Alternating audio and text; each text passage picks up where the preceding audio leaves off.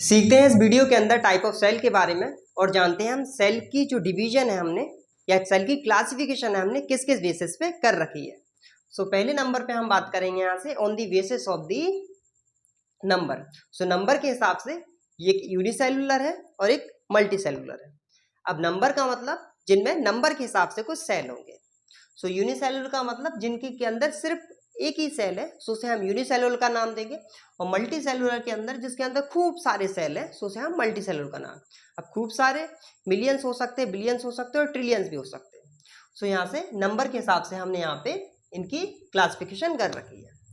दूसरे नंबर पे हम देखें तो on the basis of the nucleus, या तो आप ये कह सकते हैं न्यूक्लियस के बेस पे हमने कोई क्लासिफिकेशन कर रखी, या फिर कोई इसके स्ट्रक्चर के हिसाब से हमने कोई क्लासिफिकेशन कर रखी।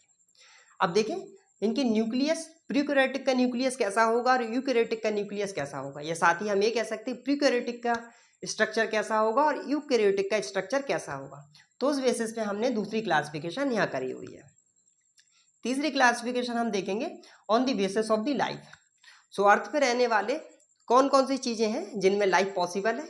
एक तो प्लांट हुए और दूसरे एनिमल हुए। यहाँ से हमने एक प्लांट को और एनिमल को, यहाँ हम प्रॉपर इनकी डिफरेंस देखेंगे, यूनिसेलुलर और मल्टी सेलुलर के डिफरेंस, प्रोकैरियोटिक और यूकैरियोटिक के डिफरेंस, और प्लांट और एनिमल सेल के डिफरेंसेस। अभी तक आप वीडियो में बने रहिए, ये सारी चीजें आपको सीखने के लिए मिलेंगी।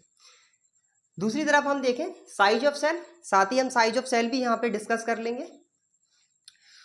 एक आरबीसी के सेल बने हुए हैं हमारे सामने जिनका साइज अराउंड 7 माइक्रोमीटर से लेके 9 माइक्रोमीटर के बीच में हो सकता है। दूसरे हमारे स्पर्म सेल बने हुए, ये हेड पोर्शन है और टेल पोर्शन है, इसका साइज अराउंड 55 माइक्रोमीटर से लेके 65 माइक्रोमीटर के बीच में हो सकता है। तीसरा जो सेल है हमारा, वो सेल हमारा नर्व सेल है। नर्व सेल का साइज हमारा 10 माइक्रोमीटर से लेके 25 माइक्रोमीटर के बीच में हो सकता है। और चौथा जो हमारा लास्ट सेल है वो सबसे स्मॉलेस्ट सेल है जिसका नाम है माइक्रोप्लाज्म। इसका हमने अभी डायग्राम नहीं बनाया, सिंपली हम आगे चैप्टर में डिस्कस कर लेंगे। आप इसका साइज समझ सकते हैं। माइक्रोप्लाज्म पीपीएलओ का साइज 0.1 से लेके 0.3 माइक्रोमीटर, इन सब में सबसे छोटा है। तो ऑलमोस्ट सबसे छोटा सेल यही है। और सबसे बड़े सेल की बारे में बात करें हम, तो जो सबसे बड़ा सेल होगा वो अराउंड हम अपने नर्व सेल को कंसिडर कर देंगे। ठीक है, आप इसका एक स्क्रीनशॉट ले सकते हैं। फिर उसके बाद हम क्लासिफिकेशन डिफरेंस बिटवीन देखेंगे यूनिसेलुलर और मल्टीसेलुलर के बारे में। सीखते हैं बच्चों पहली क्लासिफिकेशन जो कि हमारे नंबर के बेस पे है, on the basis of the number. Number के बेस पे हमने डिवीजन करी एक यूनिसेलुलर की और दूसरी डिवीजन करी हमने एक मल्टी सेलुलर की। जाने यूनिसेलुलर और मल्टी सेलुलर के बीच में बेसिक डिफरेंसेस होंगे क्या क्या। सीखते हैं यूनिसेलुलर जो ऑर्गेनिज्म है हमारे, वो सिंपल एक ही सेल से मिलके बने होंगे, made up of a single cell. The body of unicellular organism made up of a single cell. तो इनकी बॉडी सिर्फ और सिर्फ एक सेल से ही मिलके बनी होगी। जिस एक सेल से ही इनका अब्जॉर्प्शन होगा, सिंथेसिस होगा और साथ ही रिप्रोडक्शन होगा। किसी चीज को अब्जॉर्ब करने में, या सिंपली कुछ चीज नया बनाने में, या फिर अपने आप को रिप्रोडक्शन करने में, तो यहाँ से इनका एक सेल ही इन्वॉल्व है। या सिंपल सी हम ये भी कह सकते हैं एक ही सेल से इनका रेस्पिरेशन होगा, एक ही सेल से इनका डाइजेशन होगा और उसी सेल से इनका एक्सक्रीशन होगा। अगर सारी एक्टिविटी अगर ये एक ही सेल से परफॉर्म करने लगे तो ऐसे स्पेशल सेल को हम कहेंगे यूनिसेलुलर सेल। दूसरी तरफ सीखे हम मल्टी सेलुलर सेल के बारे में। तो the body of multi cellular organism made up of a large number of cells या millions of billions of cells. इनकी बॉडी खूब सारे सेल से मिलके बनी हो सकती है। अराउंड वो मिलियन भी हो सकते हैं, बिलियन भी हो सकते हैं और ट्रिलियन भी हो सकते हैं। और there are specialised cells to perform various functions. इनके पास अलग अलग सेल्स होंगे जिन अलग अलग सेल से अलग अलग फंक्शन करा जाएगा।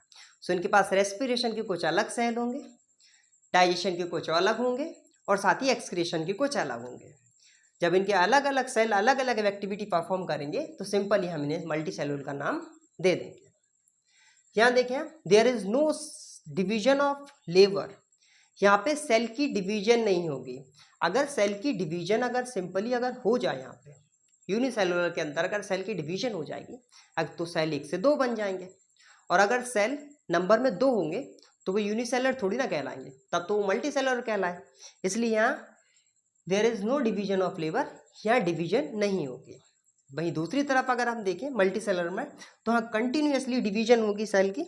जैसे सिंपली अगर हम एक छोटे से प्लांट को देखें और फिर हम कुछ दिन बाद उसे ऑब्जर्व करें तो प्लांट ग्रोथ हो जाएगी, प्लांट बढ़ गया, प्लांट बढ़ा यानी कि उसके अंदर नंबर ऑफ सेल बढ़े। या किसी बच्चे को हम देखें, कोई बच्चा अगर छोटे से बड़ा हो जाए तो सिंपली बच्चे की अगर हाइट बढ़ी तो यानी कि उसके अंदर नंबर ऑफ सेल बढ़े।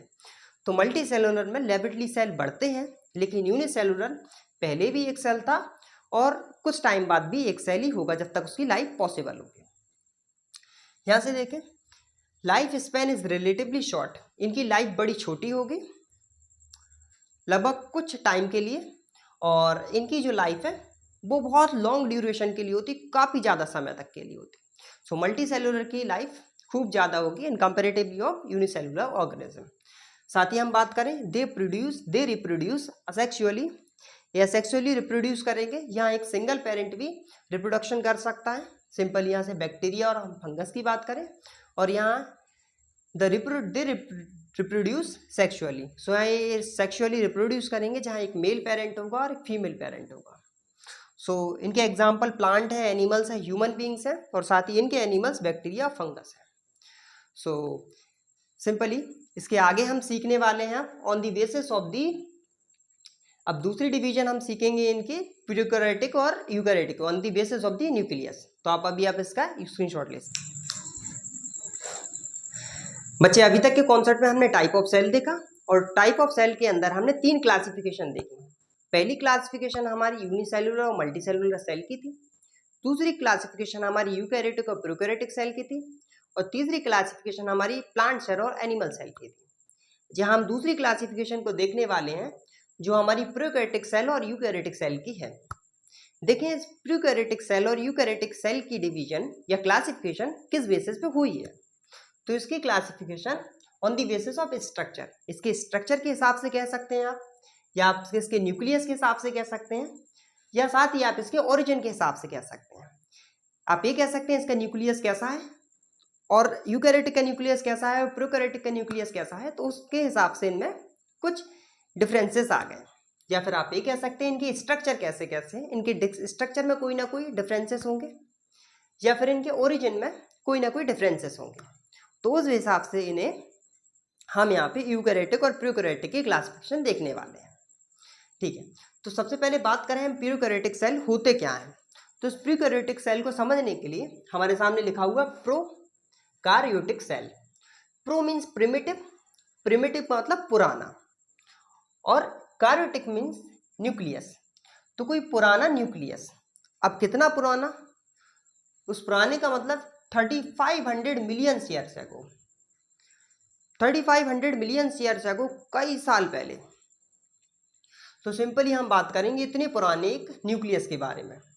इतना पुराना न्यूक्लियस सिंपली किस चीज़ का हो सकता है, तो हमें सिंपली बैक्टीरिया है। तो ये स्ट्रक्चरली बड़े सिंपल है, प्रोकैरियोटिक सेल स्ट्रक्चरली बड़े सिंपल है जो बैक्टीरिया का हमारे सेल है।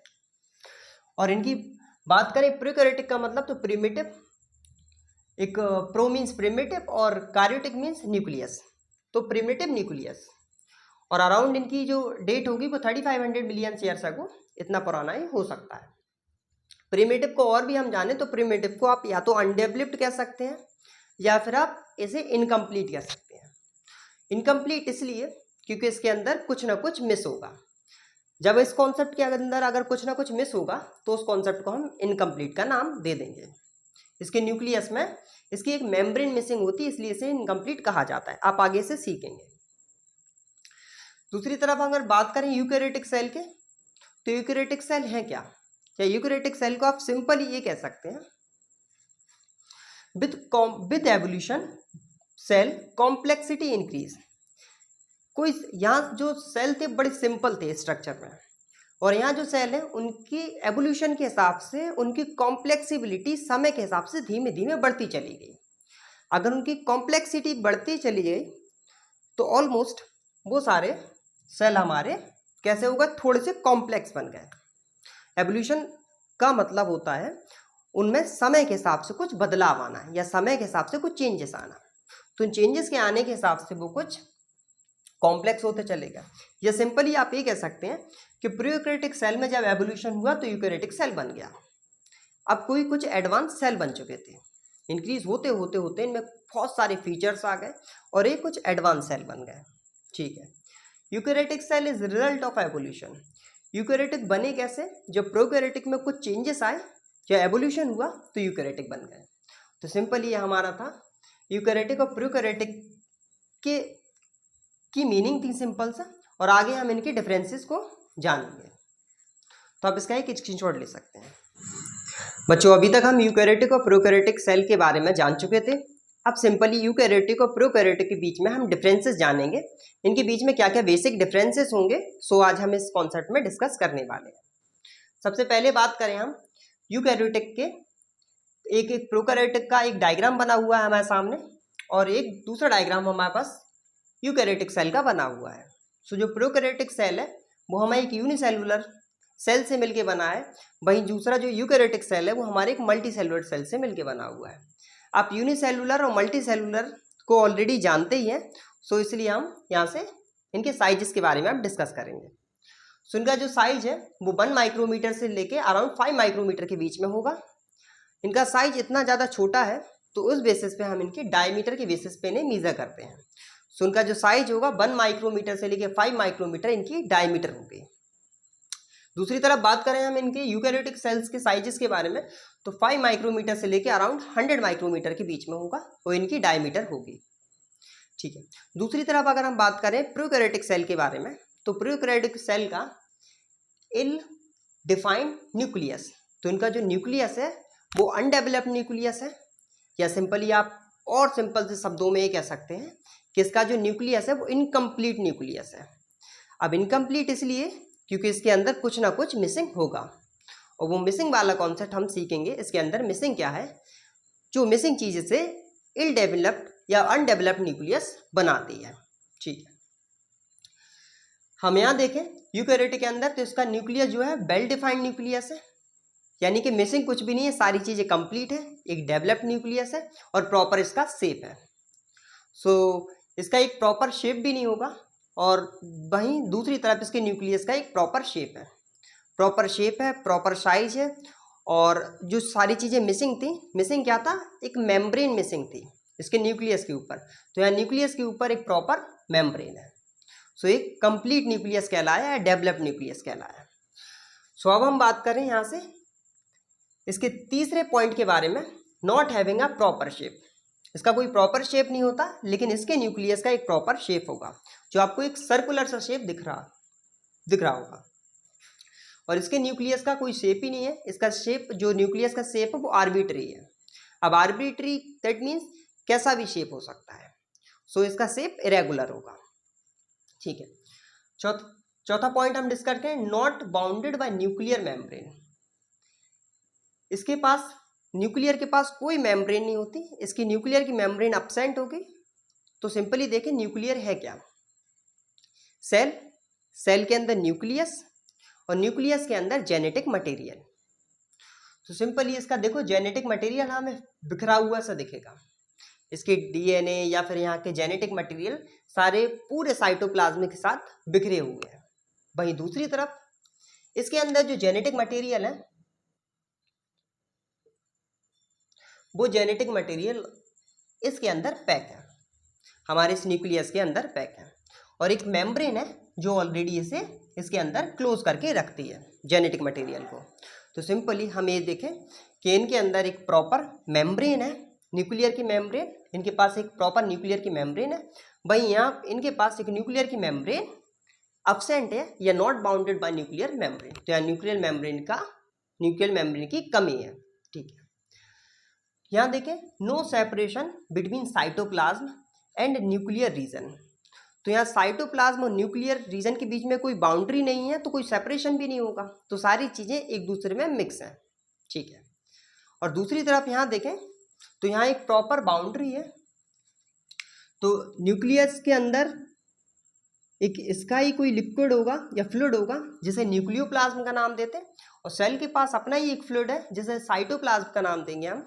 सो इसका न्यूक्लियर प्लाज्म और इसका साइटोप्लाज्म अलग अलग है, उन्हें एक सेपरेटेड बाउंड्री देगी जो हमारा सेल मेम्ब्रेन एक सेपरेशन की बाउंड्री देगा।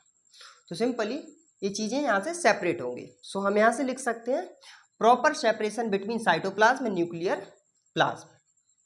ठीक है, इसका हम लास्ट पॉइंट डिस्कस कर सकते हैं, कंटेन क्रोमोसोम। इसके अंदर जो क्रोमोसोम होंगे वो सिंगल पेयर में होंगे, सिंगल्स होंगे।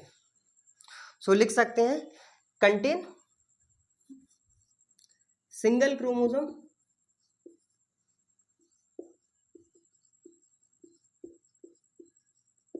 वहीं दूसरी तरफ हम बात करें तो यहाँ जो क्रोमोसोम होंगे वो ऑलमोस्ट पेयर में होंगे। ठीक है, क्रोमोसोम कहाँ होंगे? सेल के अंदर न्यूक्लियस और न्यूक्लियस के अंदर क्रोमोसोम। ठीक है, तो यहाँ के न्यूक्लियस जो होंगे, यहाँ के क्रोमोसोम होंगे पेयर में होंगे और यहाँ के क्रोमोसोम सिंगल होंगे। सो ये हमारा डिफरेंस था यूकैरियोटिक और प्रोकैरियोटिक के बीच में। इस कॉन्सेप्ट में बच्चे हम तीसरी और आखिरी क्लासिफिकेशन करने वाले हैं on the basis of the life, plant cell और एनिमल सेल के बीच में बेसिक से डिफरेंस जानते हैं। प्लांट सेल और एनिमल सेल के बीच में बेसिक से डिफरेंस होंगे क्या? सो आप सिंपल से इनके डायग्राम्स देख सकते हैं। इन डायग्राम्स को हम ढूंढेंगे, इन डायग्राम्स के अंदर हम ऑर्गन्स को ढूंढेंगे, ऑर्गेनेलीज को। जो ऑर्गेनेलीज हमें नहीं मिलेंगे सो हम लिखेंगे इज नॉट प्रेजेंट, जो मिल जाएंगे सो हम लिखेंगे दिस ऑर्गेनेली इज प्रेजेंट। सो बस प्रेजेंट और एब्सेंट, हमें यही सारी चीजों में बहुत सारे हमें डिफरेंस पता कर लेंगे। ठीक है, सिंपली हम देखें यहाँ प्लांट सेल को, तो प्लांट सेल में देखो सबसे बड़ा जो ऑर्गन है वो हमारा वैक्यूल है, जिसने अराउंड 90% तक पोर्शन ऑक्यूपाई कर रखा है, पूरे सेल का 90% तक। सो हमें यहाँ ऐसा कुछ पोर्शन दिख रहा, लेकिन हमें ऐसा वैक्यूल यहाँ एनिमल सेल के अंदर बिल्कुल नजर नहीं आ रहा। सो हम पहला डिफरेंस ये लिखेंगे, यहाँ पे जो वैक्यूल है वो प्रेजेंट है।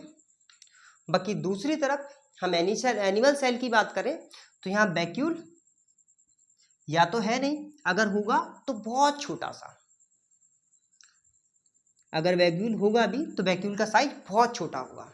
ठीक है, मोस्ट ऑफ द केसेस नहीं मिलेगा, अगर मिला तो बड़ा छोटा मिलेगा। ठीक है, दूसरा हम देखें और हमें और क्या डिफरेंस यहाँ दिख सकते हैं। सो हमें यहाँ कुछ छोटे छोटे से प्लास्टिड नजर आ रहे हैं, लेकिन इस ऑर्गन के अंदर हम देखें तो यहाँ तो हमें एक भी प्लास्टिड नजर नहीं आ रहा। तो सिंपल दूसरा डिफरेंस हम वही लिख सकते हैं प्लास्टिड का।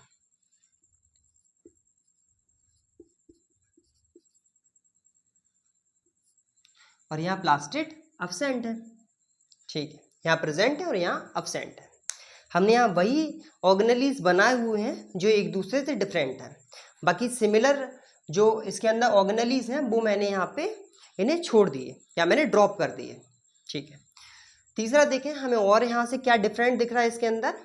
सो सिंपल देखिए, इसके अंदर प्लांट सेल के अंदर सेल वॉल होती है और एनिमल सेल के अंदर सेल वॉल एब्सेंट होती है। सो इसकी जो आउटर मेम्ब्रेन है वो प्लांट सेल की सेल वॉल है और उसकी आउटर मेम्ब्रेन प्लाज्मा मेम्ब्रेन होती है। सो यहाँ बेसिक डिफरेंस लिखेंगे हम सेल वॉल का। सो यहाँ सेल वॉल है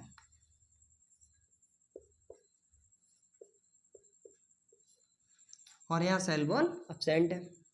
ठीक है, चौथा डिफरेंस हम देख सकते हैं, इस पूरे डायग्राम्स के अंदर हमें कुछ डिफरेंट सा दिखा। इस डायग्राम के अंदर हमें ये दिखा सेंट्रियोल, और तो सेंट्रियोल हमें पूरे इस डायग्राम में नहीं दिखा, लेकिन वहाँ सेंट्रियोल है। तो यहाँ simply centriole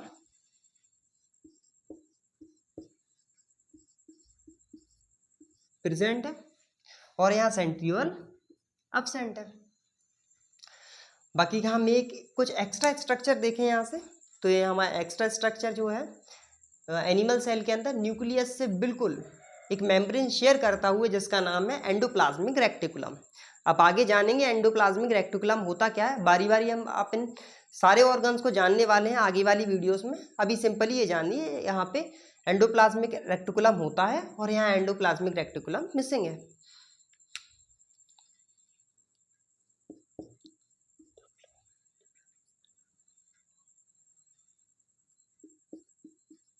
endoplasmic reticulum present है और यहाँ सिंपली एंडोप्लाज्म रेटिकुलम मिसिंग है।